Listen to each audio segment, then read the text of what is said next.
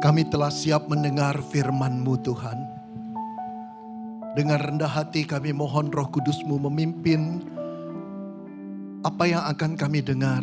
Kami pikirkan dan kami simpan di dalam hati kami, yaitu kebenaran Tuhan.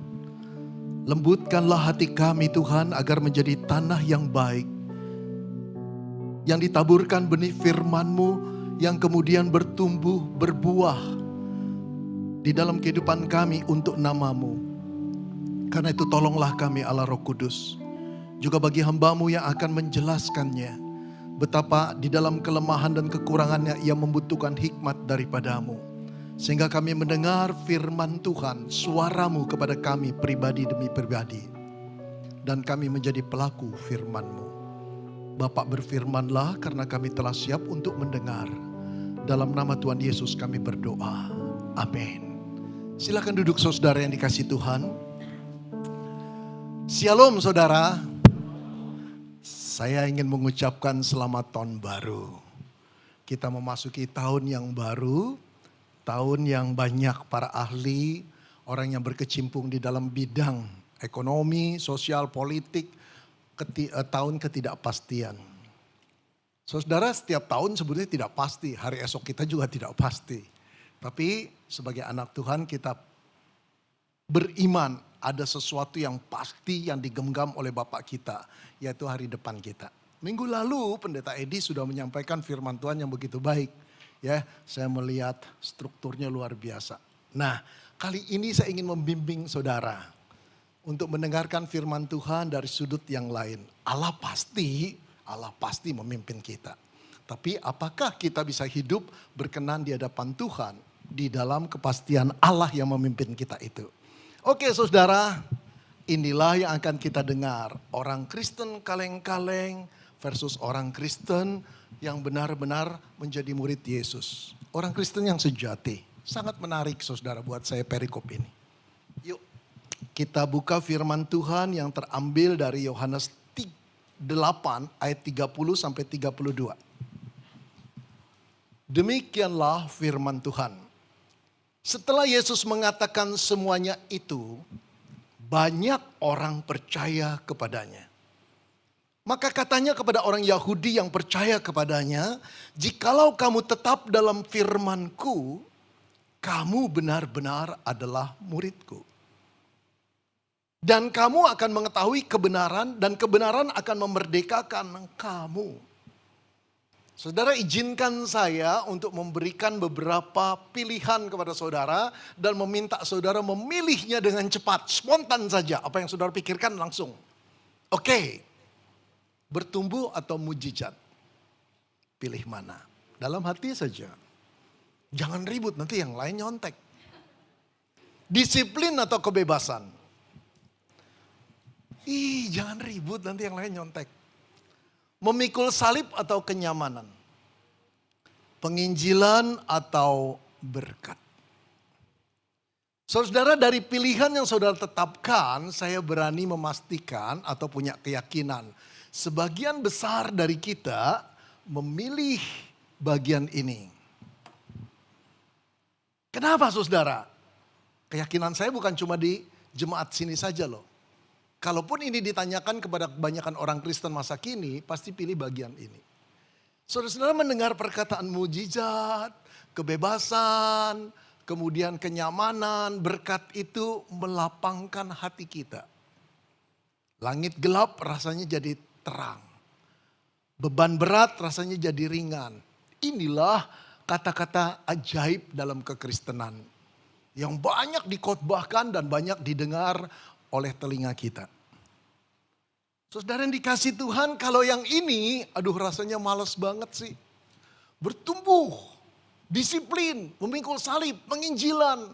Ini kata-kata identik dengan imperatif. Sesuatu yang harus kita lakukan, bukan? Ini identik dengan jangan ini, harus begini.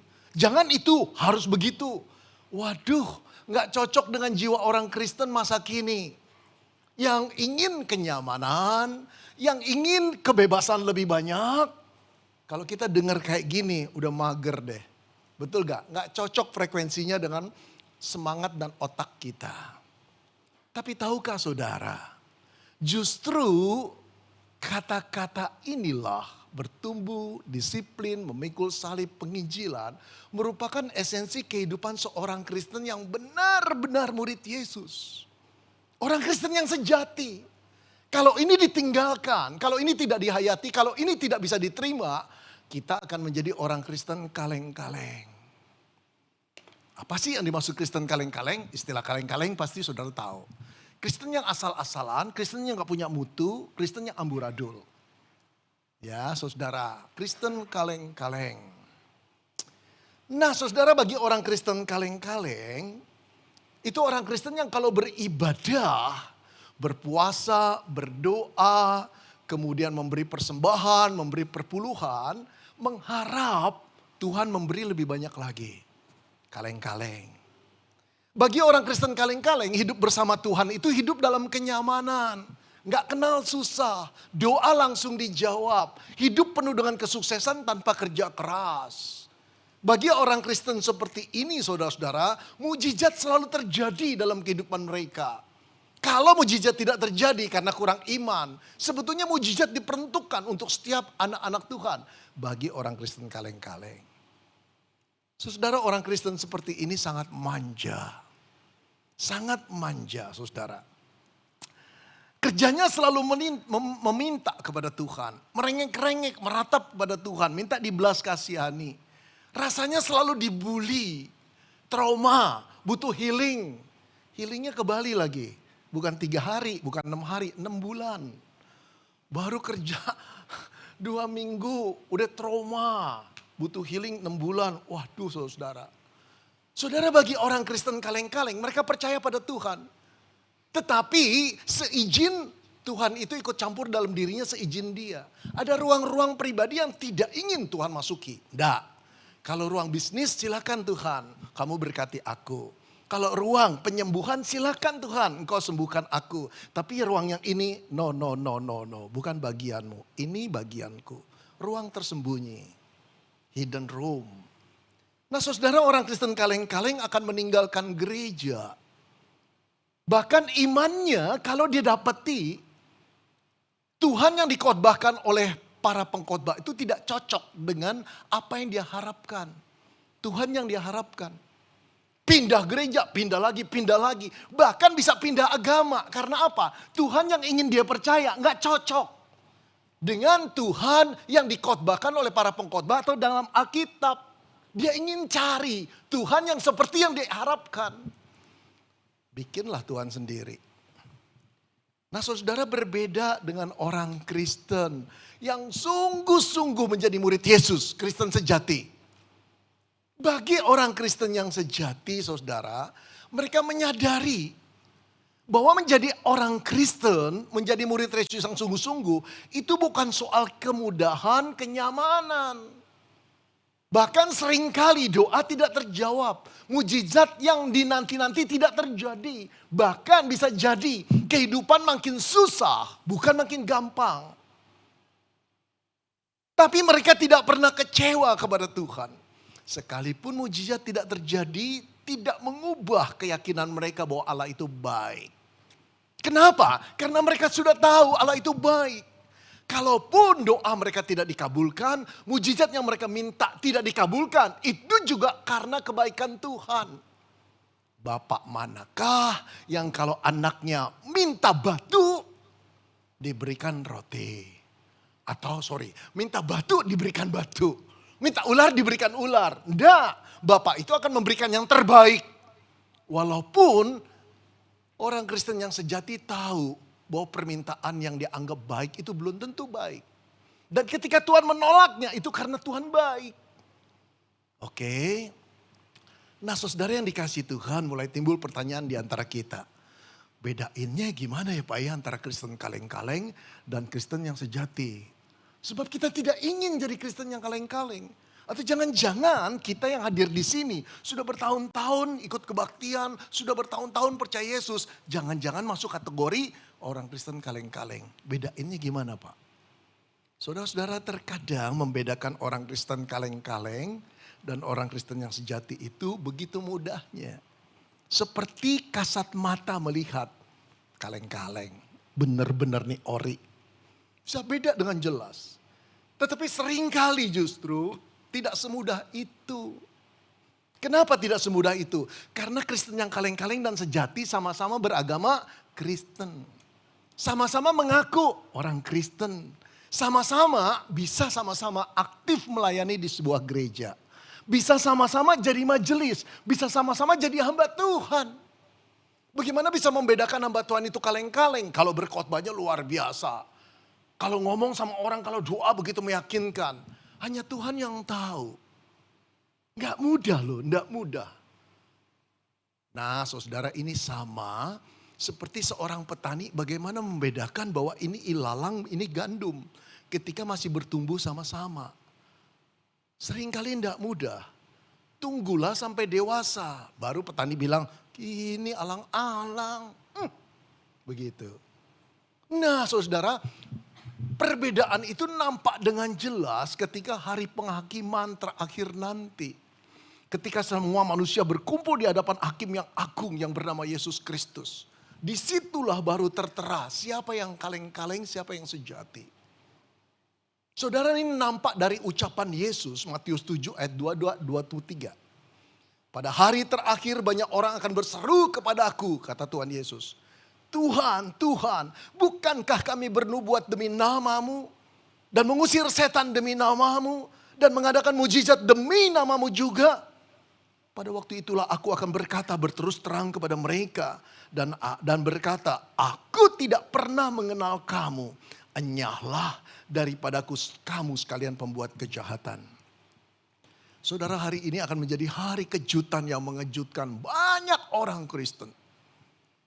Mereka terkejut, kenapa? Allah yang mereka layani, Allah yang mereka puja, Allah yang mereka sembah, Allah yang dimana mereka berbahasa roh untuk Allah seperti ini. Ternyata tidak mengenal mereka. Bayangkan syoknya mereka. Putus jantung mereka, berhenti jantung mereka ketika Tuhan berkata, enyahlah kamu sekalian pembuat kejahatan. Aku tidak mengenal kamu. Aduh saudara, kalau engkau dan saya ada pada kelompok itu, dan kita termasuk orang yang diusir keluar. Bayangkan syoknya. Gak ada kesempatan ulang. Semuanya sudah terlambat. No excuse, no chance, no forgiveness. Pintu di-close dan tidak terbuka lagi. Wow, saudara, syoklah kita. Allah yang kita layani mengatakan aku tidak mengenal kamu. Kenapa saudara? Karena kita termasuk orang Kristen yang kaleng-kaleng. Bukan muridnya yang sejati. Nah saudara yang dikasih Tuhan, kita tidak ingin bukan? Satu pun kita tidak ingin berada pada kelompok yang ditolak Tuhan. Karena itu dengarkanlah berita khotbah ini. Yang cuma berlangsung barangkali 25 menit ke depan nih. Lama ya Pak kalau Bapak khotbah. Saya usahain cepet ya. Tapi biar cepet atau lama membuat saudara betul-betul didasari dengan firman yang kuat agar tidak terjadi penyelesaian pada waktu pengadilan terakhir nanti. Jadi saudara 20 menit, 50 menit, 20 menit, 25 menit, 25 menit atau 30 menit ke depan akan mempengaruhi masa depan saudara. Bukan cuma di dunia, bukan cuma melewati 2023, tapi sampai kekekalan nanti. Saudara, berita khotbah ini sederhana. Apa sih beritanya? Jadilah orang Kristen yang benar-benar murid Yesus. Murid-murid yang sejati. Itu saja beritanya. Tentu saudara pengen tahu gimana caranya Pak. Saya nggak punya resep. Gimana caranya? Saya juga nggak tahu. Tapi yang saya ingin bentangkan kepada saudara, Alkitab tahu. Dan Alkitab memberi kita resep. Yang pertama apa saudara? Untuk menjadi orang Kristen yang sejati, hiduplah dalam firman Tuhan. Ayatnya yang Yesus katakan tadi. Maka katanya kepada orang Yahudi yang percaya kepadanya. Pada orang yang percaya nih. Jikalau kamu tetap dalam firmanku, kamu benar-benar adalah muridku. Saudara, Yesus mengajar pada orang banyak, ribuan barangkali. Lalu orang-orang Yahudi yang sudah percaya perjanjian lama, percaya pada Yehova, menjadi percaya pada Yesus. Menjadi percaya pada Yesus itu tahap awal yang bagus. Tetapi di dalam bagian ini Tuhan tidak percaya kepada mereka sepenuhnya. Lihat saudara, mereka sudah percaya, Tuhan tidak percaya kepada mereka sepenuhnya. Karena Tuhan itu maha tahu. Dia tahu sebentar lagi ketika dia mengajar kebenaran firman Tuhan, mereka akan bertanya dan membantah dia. Di ujung-ujung cerita ini, mereka bukan cuma membantah Yesus, tapi ingin membunuh Yesus. Jadi ini Kristen kaleng-kaleng, percaya boleh, tapi nggak menunjukkan kualitas. Ada sesuatu yang harus dikejar oleh orang Kristen yang baru percaya. Apa itu? Jika kamu tetap dalam firman-Ku, barulah betul benar-benar kamu adalah murid-Ku. Saudara, apa artinya tetap dalam firman-Ku? Itu artinya tetap tinggal di dalam firman Tuhan, dalam kebenaran Tuhan. Hidup berelasi dengan Tuhan dan melakukan perintah Tuhan. Itu namanya tetap tinggal dalam firman-Nya. Jadi bukan sekali-sekali tinggal, lalu nanti nggak tinggal lagi. Tinggal lagi, nggak tinggal lagi.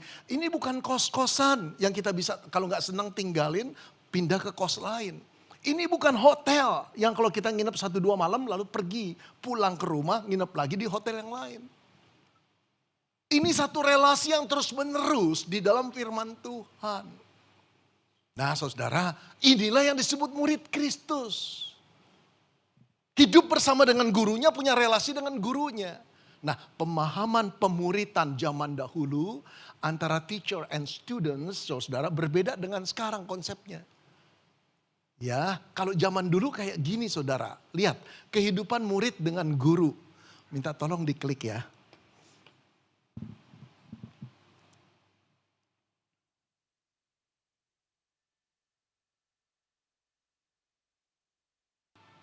Mereka selalu bersama-sama, saudara.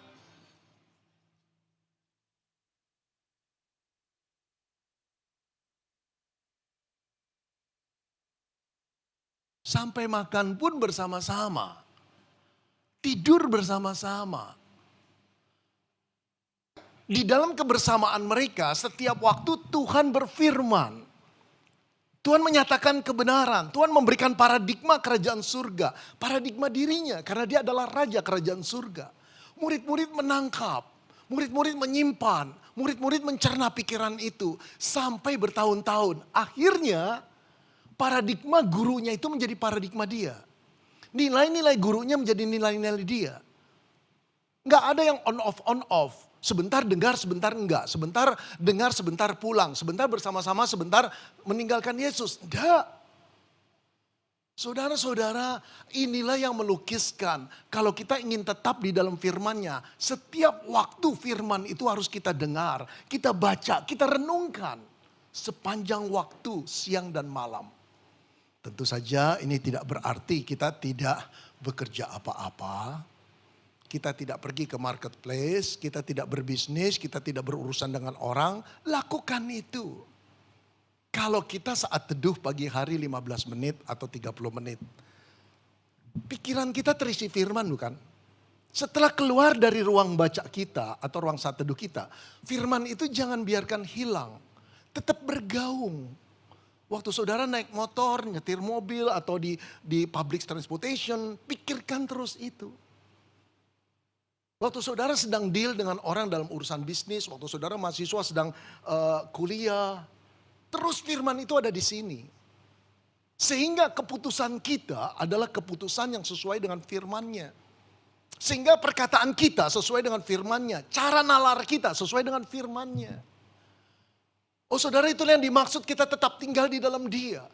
Sehingga terjagalah satu kehidupan yang kudus yang diinginkan Tuhan. Tidak ngaco, tidak diambil sesuai dengan kebijaksanaan kita. Keputusan kita di dalam bisnis pun itu atas hikmat Tuhan. Kita tahu kita bisa menghitung hari depan. Kita tahu kita sering kali oke. Tapi sering kali tidak berarti setiap kali oke, bukan? Ada jebakan-jebakan yang bisa kita ambil keputusan salah dan itu fatal. Karena itu butuh firman Tuhan, hikmat dari Tuhan. Saudara, engkau para gadis sudah berpengalaman lihat cowok. Gini bajingan, gini brengsek, gini aku tahu maunya. Engkau merasa pandai. Tapi bisa jadi kejeblos bukan? Ada seseorang yang nampaknya saleh, ngomongnya begitu polos, tidak ada tedeng aling-aling. Setelah engkau berasa orang ini pasti jujur, habislah hidupmu. Karena dia tahu bagaimana menekuk dan menaklukkan engkau. Betul? Butuh hikmat dari Tuhan. Oleh karena itu jangan lepas. Kalau kita ingin jadi orang Kristen yang sungguh-sungguh, jangan lepas dari firman Tuhan ini. Saudara-saudara yang dikasihi Tuhan, sayangnya banyak orang Kristen yang kurang bisa menghargai firman Tuhan itu. Aduh saudara, firman Tuhan itu indah, agung, mulia, menggetarkan, dahsyat, luar biasa. Orang yang rontok jiwanya, yang semangatnya patah ketika membaca firman Tuhan, bisa kuat kembali. Seorang janda yang ditinggalkan mati oleh suaminya dengan 3 anak yang masih kecil-kecil, yang tidak berdaya apa-apa. Semua bergantung sama suaminya almarhum, sekarang harus bangkit dan dia dikuatkan hanya oleh karena firman Tuhan. Sayang sekali banyak anak-anak Tuhan yang tidak bisa menghargai itu. Saudara, pernah saya mengubur seorang jemaat. Setelah penguburan selesai, datanglah seorang ibu. Dia bicara begini, Pak Beni mau gak lihat kuburan suami saya? Oh, suami ibu dikubur di kuburan ini? Iya, beda blok aja Pak. Oke, nanti ya Bu ya, selesai saya ke sana. Setelah selesai semua, saya diajak dia saudara. Hanya beberapa blok. Saudara, begitu lihat kuburan suaminya, tersimbuhlah wanita ini, kemudian menangis. Saya masih ingat tangisannya, sedih sekali. Saudara, saya biarkan, saya memang tidak kenal suaminya. 3 tahun yang lalu meninggal dunia. Saudara, setelah itu dia bangkit pada saya, dia berkata, Pak Beni, gak ada pria sebaik suami saya. Orangnya baik Pak, sabar Pak, gak pernah marah sama saya, selalu mengasihi saya. Saya kehilangan sekali Pak suami seperti dia. Sekarang hidup saya sepi Pak. Saya cuma bisa menghibur, berbahagialah ibu yang punya seorang suami seperti beliau. Yang tetap bisa diingat dengan manis. Saudara, setelah selesai saya balik ke gereja. Ada teman pendeta lain di gereja itu. Ben, ngapain tadi? Dibawa ke kubur suaminya ya? Iya, selalu. Kalau ada hamba Tuhan yang baru selalu dipamerkan kebaikan suaminya, diceritakan lagi. Tapi memang benar suaminya orang baik Ben. Cuma saya mau mengatakan pada kamu, pada waktu suami istri ini hidup, bertengkar terus. Istrinya luar biasa Ben, maki-maki suaminya di depan orang, ngegoblok-goblokin, bilang lambat, bilang gak becus. Suaminya diam saja. Saya bilang sayang ya, pada waktu suaminya hidup dia tidak bisa menghargai bahwa dia sedang hidup dengan satu pribadi yang mulia, yang baik, yang agung. Setelah mati baru diingat. Saudara, betapa bodohnya orang seperti itu bukan? Lebih bodoh lagi. Setelah kita mati, berhadapan dengan tata pengadilan Tuhan, kita baru tahu bahwa perkataan-perkataan Yesus yang ditulis di dalam Alkitab itu agung, mulia. Berasal dari satu pribadi yang begitu tulus, yang begitu suci, satu pribadi yang begitu mengasihi kita. Saudara, bergaulah dengan Alkitab. Bergaul erat, jangan on off, on off, on off. Nggak bisa kita menjadi murid Kristus yang sejati. Pikiran kita harus dipenuhi dengan firman. Saudara, kebetulan di gereja ya Pak Edi ya ada program baca Alkitab bukan? Ayo daftar. Kalau membentuk komunitas kita lebih dikuatkan bukan? Terdorong. Ayo mulailah. Saudara-saudara, seringkali saya itu ketika baca Alkitab, waktu paling enak memang pagi hari buat saya. Tapi seringkali juga malam. Saya terhentak di meja belajar saya kemudian menetes air mata. Kenapa saudara? Saya menjerit kepada Tuhan dan berkata, Tuhan indah sekali firman ini. Ya Tuhan, saya belum tahu ini. Luar biasa. Tapi seringkali saya juga terhentak seperti seorang bapak yang mengetuk saya dengan tongkat rotannya. Tek. Kenapa? Firman yang saya baca itu mengkoreksi, menegur saya begitu rupa. Sampai saya berkata, ya Tuhan, betapa munafiknya aku ini. Seringkali di dalam kelemahan, keputusasaan, firman Tuhan yang saya baca itu seperti tangan seorang bapak yang terus memegang dan tidak membiarkan saya jatuh. Lalu mengangkatnya. Bukan dengan kekuatanku berpegang, tapi karena kekuatan tangannya. Dia meneguhkan lagi. Saudara, yuk. Kalau engkau ingin jadi murid Kristus yang sejati, hidup terkait dengan firman-Nya. Yang kedua, saudara-saudara, bagaimana sih kita menjadi orang Kristen, murid Kristus yang sejati daripada murid kaleng-kaleng? Hidup memerdekakan diri dari segala keterikatan. Yuk kita lihat. Ayat 32-nya berkata begini. Dan kamu yang telah mendengar firman itu, yang berelasi dengan Tuhan, akan mengetahui kebenaran. Dari kita berelasi dengan Tuhan, perkataan Tuhan itu perkataan kebenaran. Dan kebenaran itu akan memerdekakan kamu. Memerdekakan dari apa? Dari keterikatan, dari keterjajahan, bukan? Dari addicted, saudara. Addicted dari apa? Dari dosa. Sekarang kita mulai bingung. Kok bisa ya? Kebenaran Tuhan yang kita tahu bisa memerdekakan dari dosa. Dosa adalah satu tindakan, bukan? Berbuat dosa satu tindakan, membebaskan diri dari dosa satu tindakan. Bagaimana mungkin perkataan yang kita dengar bisa membebaskan kita dari dosa? Saya gambarkan saudara ya, begini. Saudara, andai kata kita melayang waktu kita karena ada mesin waktu. Yang bisa membuat kita mundur. Yuk kita pilih zaman batu, zaman manusia purba. Zaman manusia dalam kegelapan. Nah, katakanlah mesin itu membawa kita pada satu kumpulan orang-orang primitif di zaman batu. Ketika kita muncul, kita diperkenal dengan Pak RT, Pak RW, Pak Camat, Pak Lurah. Lalu mereka memperkenalkan, saudara-saudara, saya memperkenalkan seorang insinyur elektro. Katakanlah engkau dan saya insinyur elektro gitu ya. Wah, ini dari abad 21. Ya, kita abad berapa? Nggak ada yang ngerti ngitungnya kayak gimana. Betul? Pokoknya kita berkenalan. Nah, kalau saudara seorang insinyur elektro tinggal di tengah-tengah mereka. Bersahabat. Nggak makan orang. Enggak, mereka senang menanya-nanya pada kita. Dandanannya lain. Kok ada kacamata, kok ada handphone. Mereka bingung nih alat apa. Ya, jadi teman. Malam tiba, gelap gulita. Saudara baru tahu cara mereka menyalakan api. Dengan gini. Kayu digesek-gesek antara dua kayu itu. Lalu gesekannya menimbulkan letupan api. Atau batu yang diadu.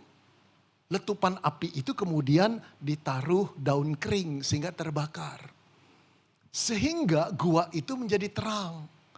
Menjaga mereka dari serangga, dari ular, dari binatang buas. Saudara pikir primitif ya orang ini. Nyalain api seperti ini. Memang saudara lagi dibawa Tuhan ke abad primitif. Lalu tiba-tiba saudara mendengar di tengah-tengah kegelapan malam. Suara gemericik sungai, air sungai. Saudara mulai berpikir, oke, besok aku ajari bagaimana mereka membuat listrik. Nah saudara besoknya saudara bawa orang-orang komunitas primitif itu ke sungai. Lalu saudara berkata, sebetulnya kalian gak usah nyalakan api seperti itu. Dari air ini api itu bisa nyala di sana. Saudara-saudara biar engkau berkata-kata atau kuliah 3 jam nonstop. Mereka gak ngerti. Yang mereka pikir ya kalau api itu mau dipadamkan harus dengan air. Bagaimana mungkin dari air keluar api? Pengetahuan itu betul-betul gak pernah mereka bisa pikirkan. Lalu saudara berkata gampang, yuk ikuti aku buat kincir angin. Nah saudara ketika mereka buat baling-baling seperti ini, air sungai yang energinya liwat begitu derasnya di aliran-aliran air, sekarang saudara rubah menjadi energi mekanik ke dalam baling-baling ini. Karena saudara insinyur elektro, saudara paham sekali. Dengan simpel saudara keluarkan kabel yang saudara sudah bawa, lalu energi mekanik ini saudara ubah jadi energi listrik. Lalu dialirkan ke gua itu, saudara sudah siapkan bohlamnya, lalu menyala. Piang! Waduh, nggak terbakar lagi. Gemparlah saudara, gua itu dengan komunitas primitifnya. Lalu kegemparan itu merembet dari satu desa ke desa lain. Dari satu camat ke kecamatan yang lain. Wah, luar biasa. Ada nyala api yang berasal dari air. Tidak terbakar tapi terang. Namanya bohlam lampu. Saudara-saudara, ketika orang-orang lain bertanya, bagaimana mungkin? Kamu lihat di sini, caranya cuma gini. Tiba-tiba kelompok primitif itu seperti terterangi oleh kebenaran listrik itu. Berabad-abad mereka hidup dalam kegelapan dan kebodohan. Ternyata membebaskan dari kegelapan itu cuma butuh pengetahuan yang sangat simpel. Pengetahuan membebaskan mereka dari kebutaan, kegelapan, kebodohan. Sekarang saudara mengerti. Pada waktu Yesus berkata, kalau firmanku ada di dalam kamu, maka firmanku atau kebenaran itu akan memerdekakan kamu. Bagaimana kita bisa menjadi orang Kristen yang lepas dari addicted keterjajahan dosa? Baik itu iri hati, baik itu kebencian, baik itu kecurangan, penipuan, baik itu nafsu seksual. Bagaimana mungkin? Kebenaran Tuhan yang akan memerdekakan saudara. Tapi bagaimana kebenaran itu bisa memerdekakan kalau input kebenaran itu begitu sempitnya. Saudara, orang Kristen kaleng-kaleng selalu terjajah dosa, addicted, kalahan. Kenapa? Karena waktu mereka mendengar firman, mereka selektif. Mereka hanya ingin mendengar firman yang mereka mau dengar. Bicara soal dosa, hukuman Allah, pengadilan terakhir, males deh gue. Tapi kita yang sungguh-sungguh murid, semua firman sama nilainya. Semua firman adalah perkataan Tuhan yang harus kita dengar. Agar kita mempunyai pengetahuan firman Tuhan yang merupakan firman yang keluar dari Yesus yang agung itu. Melengkapi kehidupan kita untuk membebaskan kita dari perasaan addicted ini. Nah, saudara yang dikasihi Tuhan. Jadi untuk membebaskan kita dari keterikatan, keterjajahan. Ayo kembali lagi, biarkan kebenaran firman Tuhan yang berasal dari firman-Nya memerdekakan kita. Saudara, pertanyaan berikut begini nih, seringkali. Pak, kalau gitu, kalau sampai jadi murid Kristus yang sejati, kebenaran itu memerdekakan.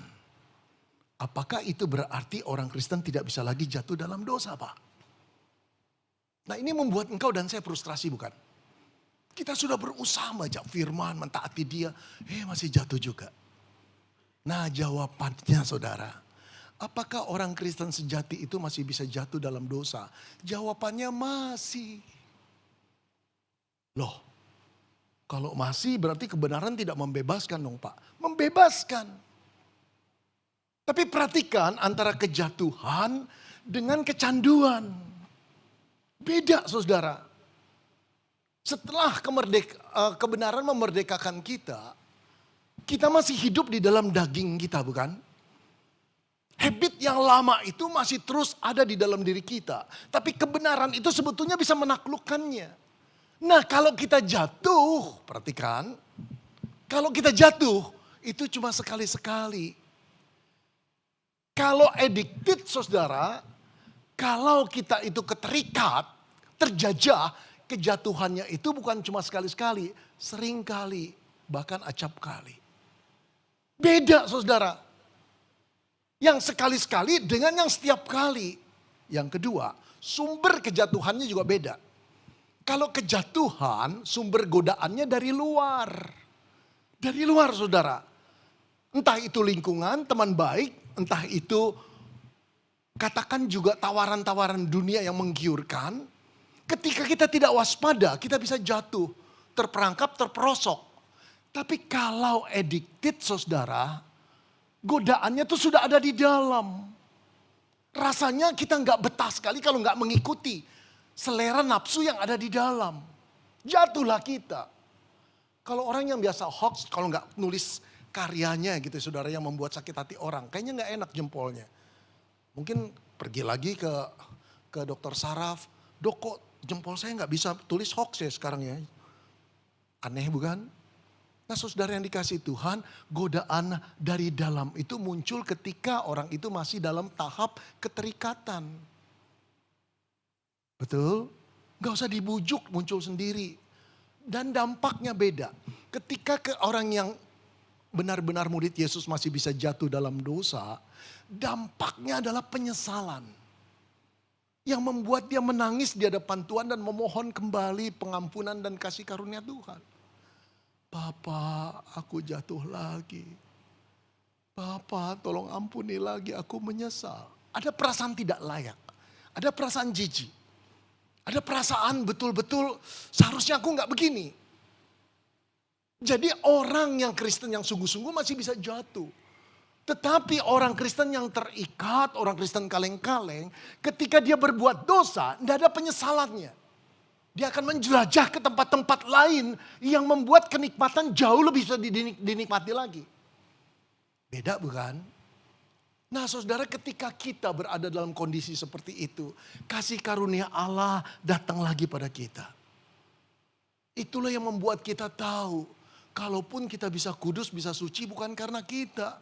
Tapi karena Yesus yang selalu menolong kita dan Roh Kudusnya yang selalu memimpin kita. Inilah yang memerdekakan kita. Inilah yang membuat kita enggan untuk melakukan dosa lagi. Nah yang terakhir saudara. Bagaimana kita bisa membuat diri kita dari Kristen kaleng-kaleng menjadi Kristen yang sejati. Hidup berbuah banyak. Saudara, apa yang saya rumuskan di sini semua berasal dari firman Tuhan. Perkataan Yesus, khususnya Injil Yohanes saudara. Nah di dalam Injil Yohanes 15 ayat 8 Yesus berkata gini. Dalam hal inilah Bapakku dipermuliakan. Orang Kristen yang sejati itu selalu memuliakan Bapa di surga. Yaitu jika kamu berbuah banyak. Dan dengan demikian kamu adalah murid-muridku. Jadi perhatikan, tanda seorang murid. Realitasnya adalah dia berbuah. Buah itu bukan untuk kebaikan dirinya. Enggak. Buah itu untuk kemuliaan Tuhan. Jadi orang Kristen yang sejati selalu di dalam kehidupannya muncul buah. Buah yang baik tentu. Bukan yang pahit, bukan yang mempermalukan.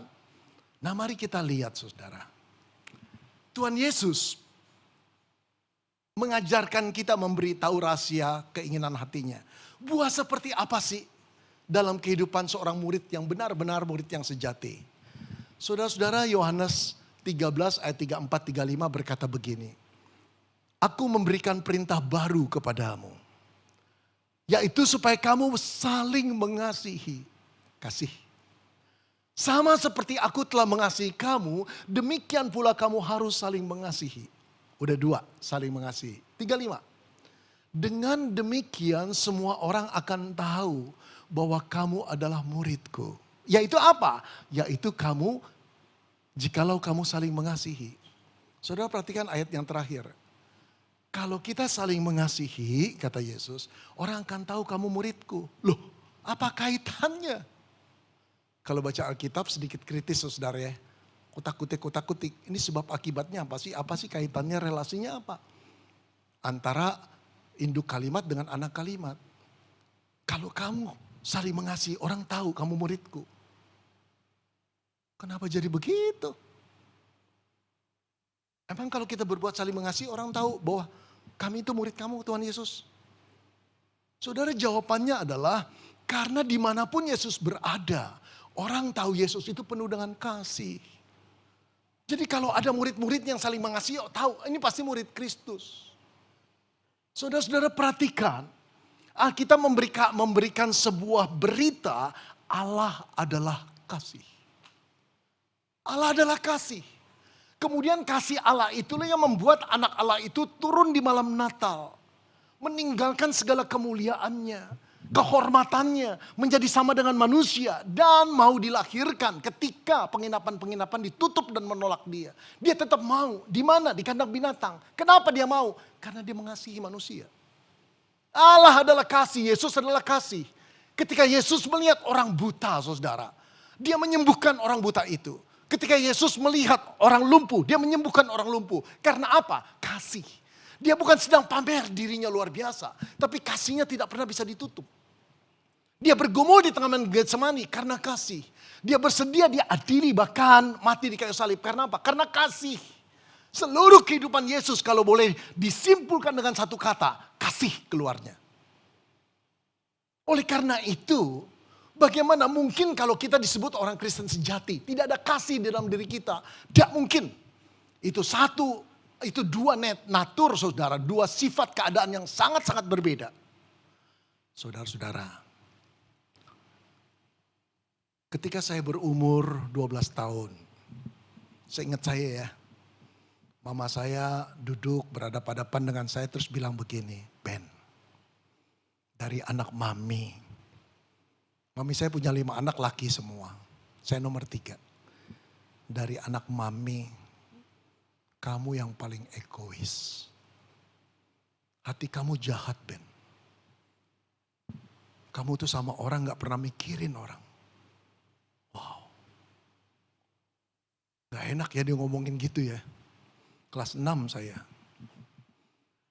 Tapi saya tahu memang saya orangnya seperti itu. Sama pembantu juga jahat. Sama teman-teman yang saya gak suka juga jahat. Nah saudara, berkaca dari pengalaman saya, boleh saya berkata sama saudara ya. Kalau ada teman baik saudara, kalau ada pacar saudara, kalau ada teman hidup saudara yang berkata dengan serius, kamu orangnya egois. Berkaca dengan pengalaman saya, yakinlah bahwa dia benar. Dia menunjukkan cermin diri saudara yang setepat-tepatnya karena dia adalah teman dekat. Atau pacar atau pasangan yang sudah bertahun-tahun mengenal saudara. Dan ketika kita jadi orang Kristen yang egois, kita adalah orang Kristen kaleng-kaleng. Karena orang Kristen yang sejati itu peniru Yesus. Paradigmanya, values-nya sudah dirubah oleh Yesus. Dan Yesus itu Allah yang penuh kasih. Jadi kalau keluarnya egois, ada satu proses yang gak jalan. Dengarkanlah, Tuhan pakai dia untuk mengkoreksi kita. Seumur hidup saudara kita berjuang untuk melawan keegoan kita. Dan Allah memberikan Roh Kudus untuk boleh memimpin kita di dalam kemenangan. Dengan firman yang kita dengar, dengan Roh Kudus yang bekerja, kita dimungkinkan menjadi orang Kristen yang betul-betul penuh kasih. Seorang anak muda bersaksi di persekutuan kampusnya, biasa hari Jumat. Saudara, dia baru 2 tahunan mengenal Yesus dari yang agamanya lain. Dia terkagum-kagum dengan Yesus. Nah hari itu dia bersaksi di persekutuan pemuda di kampusnya. Kesaksiannya simple saja. Beberapa orang tertawa dan merasa itu kesaksian yang remeh, temeh, yang gak perlu diceritakan. Tapi bagi pembimbing-pembimbing yang matang rohaninya, mereka berseru pada Tuhan dan bersyukur. Tuhan terima kasih, anakmu ini bertumbuh. Ceritanya begini, anak muda itu berkata begini, beberapa hari yang lalu saya menyeberang ke kampus. Saudara, di sekitar kampus itu selalu ramai dengan orang, dengan lalu lintas luar biasa. Tahu dah susah juga nyebrangnya, harus nurut lampu. Dan begitu saya mau nyebrang, kata pemuda itu, saya lihat di depan seorang ibu tua yang sedang menggeret-geret kantong plastik yang besar. Saya nggak tahu apa isinya. Tapi ketika lampu itu hijau, semua berjalan cepat, ibu itu tertatih-tatih. Saya ada di belakangnya. Lalu saya berkata, Bu, boleh saya bawakan? Ibu itu menatap. Saudara-saudara, setiap hari ibu itu bawa beban berat seperti itu. Selama bertahun-tahun mungkin cuma 1-2 orang yang mau bantu dia. Semuanya sibuk dengan urusan masing-masing. Ibu itu menundukkan, mengangguk-angguk kepalanya tanpa bisa mengucapkan apa-apa. Kok ada anak muda yang seganteng itu, bajunya bersih, tampaknya pinter. Wah, mau ngangkat karung plastik yang kotor. Lalu dibawa anak muda itu. Sampai di seberang saudara. Anak muda itu masih bertanya, ibu mau kemana? Ibu mau ke sana nak. Wow, anak muda itu pikir gimana dia bisa bawa seberat ini. Saya bawakan ya bu ya sampai sana. Ibu itu ngangguk-ngangguk. Dibawa oleh anak muda itu. Ibu itu mau meneteskan air mata saudara. Kok ada orang seperti itu? Nah kejadian itu dilihat oleh beberapa temannya. Sampai di kampus temennya berkata gini, ngapain lo bawa kayak gitu? Lu kan mau kuliah kotor tahu gak? Dia tertawa saja. Lalu dia berkata, saya senang melakukannya. Nah saudara pada waktu hari Jumat itu dia bersaksi di kampusnya. Di persekutuan kampusnya dia berkata, ketika aku hendak membiarkan ibu itu dengan beban yang berat. Tiba-tiba aku ingat Yesus. Apa yang dia lakukan pada wanita yang membutuhkan pertolongan. Apa yang dia lakukan pada dua pengemis buta di pinggir jalan yang berteriak, anak Daud, kasihanilah aku, anak Daud. Lalu murid-murid Yesus berkata, diam buta. Yesus sedang mengajar orang banyak. Pandangan orang banyak mengagumi dia. Dengan kuasa yang supranatural, mereka selalu menanti mujizat-mujizat terjadi. Gak usah acuhkan orang buta itu. Buat apa dia perhatikan? Tapi dia menoleh dan berkata, bawalah mereka kepadaku. Setelah orang buta itu di depan Yesus, Yesus malah berkata, apa yang ingin aku lakukan bagimu? Katakanlah. Dia Allah, pencipta alam semesta. Dia Allah yang menguasai hidup orang banyak, bahkan semesta ini. Menundukkan dirinya dan berkata, apa yang kau ingin aku lakukan kepada kamu. Saudara, perkataan ini lebih cocok seorang penjual menservis pembelinya, bukan? Tuhan mau yang mana? Ibu mau yang mana? Silakan bu. Kami punya semua, kami ladeni. Karena apa? Karena orang itu punya uang. Tapi bagaimana mungkin sang pencipta merundukkan dirinya dan berkata, apa yang kau ingin aku lakukan kepadamu? Itu perkataan hamba. Tuhan mau apa Tuhan? Anak muda itu berkata, aku ingat Yesus. Sehingga aku datang pada ibu itu dan berkata, boleh saya bantu ibu? Oh saudara, kesaksiannya kecil, tidak berarti. Tapi itu menunjukkan firman itu ada di kepalanya. Kebenaran itu membebaskan dan memerdekakan dia dari keterikatan, keegoisan dia. Ayo saudara kita bertumbuh jadi orang Kristen yang peka. Saya punya kepekaan saudara soal-soal itu. Tapi tidak selalu berhasil. Satu pagi saya jalan kaki sama istri saya di tempat olahraga di Kota Malang. Cuma 5 menit dari rumah saya. Saudara, ketika kami mau pulang, saya melihat seorang ibu berat sekali membawa karung plastik juga, saudara.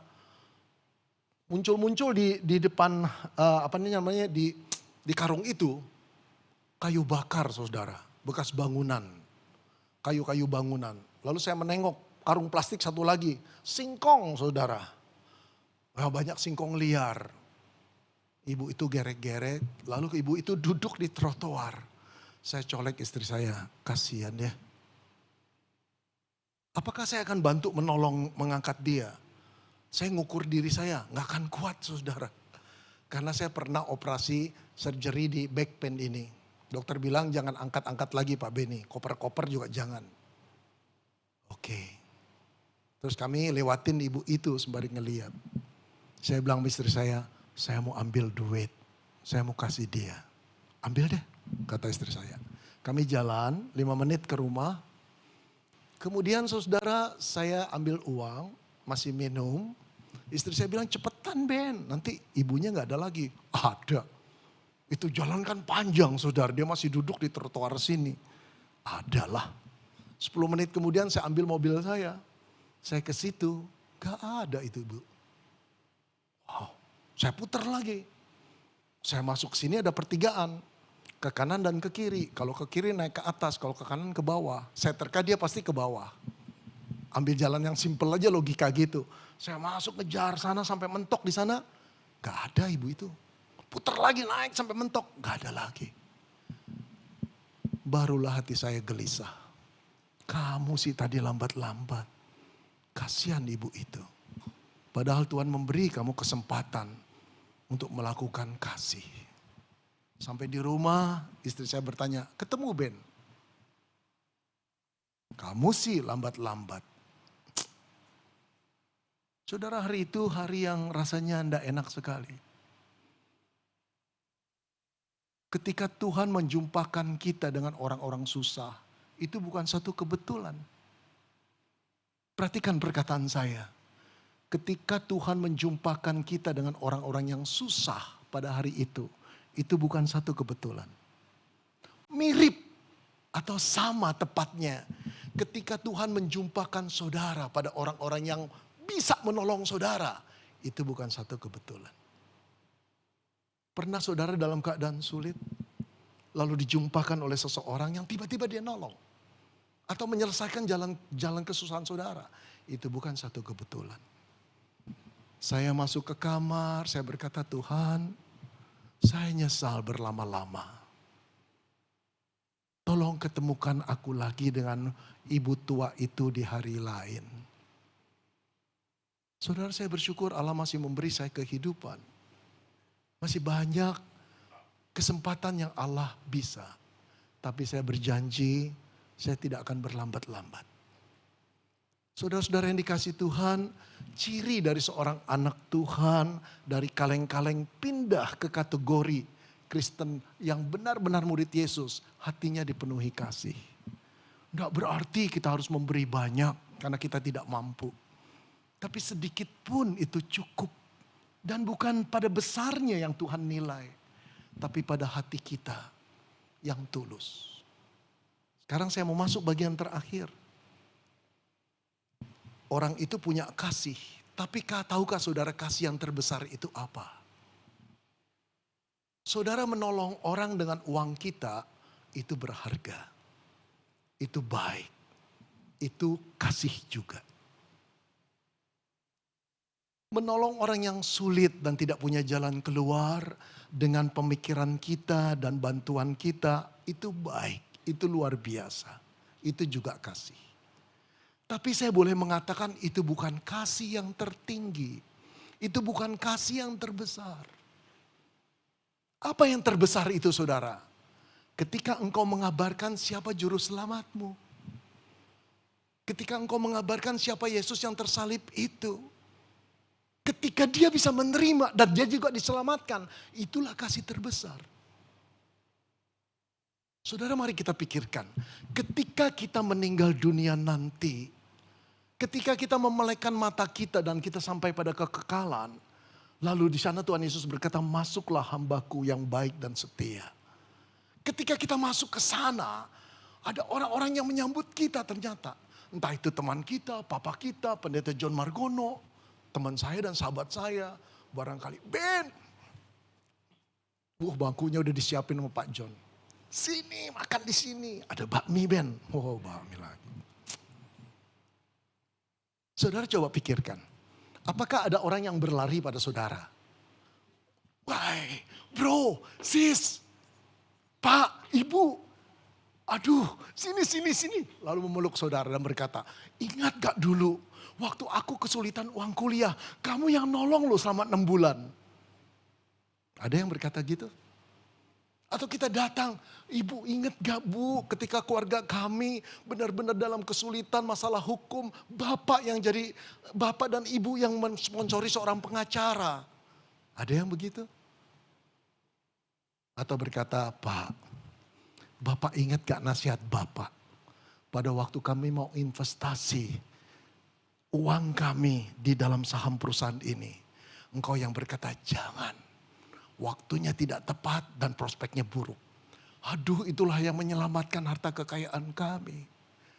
Untung Bapak Ibu menasihatinya. Ada yang begitu? Saya nggak yakin. Di dalam surga orang tidak lagi ingat soal materi. Soal kedudukan, soal barang-barang yang kita anggap penting di dunia ini. Nggak ada lagi. Tapi mereka akan berlari kepada kita dan berkata, bro, sis, bapak, ibu, thank you ya. Kamu memperkenalkan Yesus kepada kami. Kalau enggak kami tidak ada di sini. Jadi apa kasih yang terbesar itu? Bukan kebaikan kita tidak penting. Tapi yang tertinggi adalah ketika kita memberitakan siapakah Yesus. Juru selamat manusia itu. Yang menyelamatkan engkau dan menyelamatkan aku. Yesus berkata, karena itu pergilah. Jadikanlah semua bangsa muridku. Yesus tidak ingin kematiannya sia-sia. Yesus ingin kematiannya menjamah orang-orang berdosa. Seperti juga menjamah engkau dan saya. Dan Yesus ingin kita menjadi orang Kristen yang bukan kaleng-kaleng. Tapi murid yang sejati. Mari kita berkata, Tuhan bentuk aku.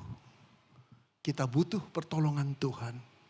Kita butuh jeritan yang mengatakan, Tuhan aku ingin meninggalkan Kristen kaleng-kalengku. Ubah aku menjadi murid-Mu yang sejati. Mari kita berdoa.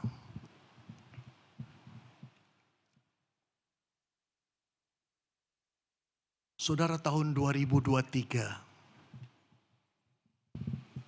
telah memasuki minggu yang kedua. Jangan pernah takut dan khawatir. Tuhan tak pernah meninggalkan anak-anaknya. Tapi khawatirlah kalau kita tetap menjadi orang Kristen kaleng-kaleng. Biarlah kerinduan kita dibentuk oleh Tuhan. Untuk menjadi orang Kristen yang sejati. Murid yang hidup di dalam firman-Nya. Murid yang dimerdekakan akan keterikatan dosa. Murid yang sungguh-sungguh berbuah banyak demi kemuliaan Tuhan. Katakan, Tuhan, tolong aku. Bentuk aku. Buat aku menjadi sesuka seperti yang Kau rancangkan.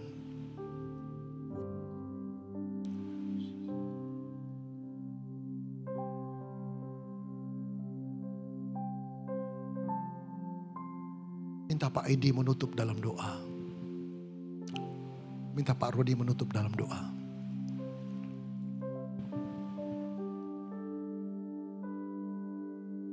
Bapa dalam surga, saat ini kami datang kepadamu. Terima kasih untuk firman Tuhan yang hari ini sudah boleh sama-sama kami dengarkan. Dan sungguh Tuhan, kami rindu kami boleh menjadi orang Kristen yang dewasa.